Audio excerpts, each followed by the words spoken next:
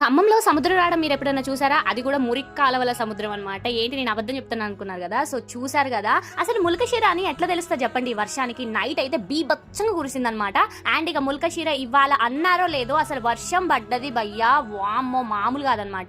So, మేము పనుండి బయటికెళ్ళాము. అక్కడే struck అయిపోయాము. మా బండయితే అసలు మాక్సిమం సగం వరకు మునిగిపోయింది. ఇంక ఈ వాటర్ అన్నీ కొంచెం మలిపిన తర్వాత నేను లాస్ట్‌కి వీడియో తీస్తున్నాననమాట. చాలా అంటే చాలా అసలు ఎట్లున్నాయంటే వాటరు చాలా ఘోరంగా ఉన్నాయన్నమాట. సో, మనకి కింద డ్రైనేజ్ వాటర్ ఉంటాయి కదా. సో అది అంతా నిండిపోయి బయటికి వచ్చి అసలు ఎంత ఇబ్బంది అవుతుందంటే నిజంగా అసలు బండ్లు వెళ్ళడానికి కావట్లేదు. ఇంకా ఇటువైపు నేను ఆల్రెడీ మామూలుగా చూపిస్తున్నాను, బట్ అటు బండ్లు ఉన్నకెళ్ళి అయితే పెద్ద ట్రాఫిక్ అయింది. అసలు ఎట్లా ఉందంటే వాటర్ అసలు పక్కకు కూడా కొంచెం కూడా కదలలేకపోతున్నాం అనమాట. వాటర్ ఫ్లోటింగ్ కి అసలు కొన్ని బండ్లు అయితే పడిపోయినాయి అనమాట.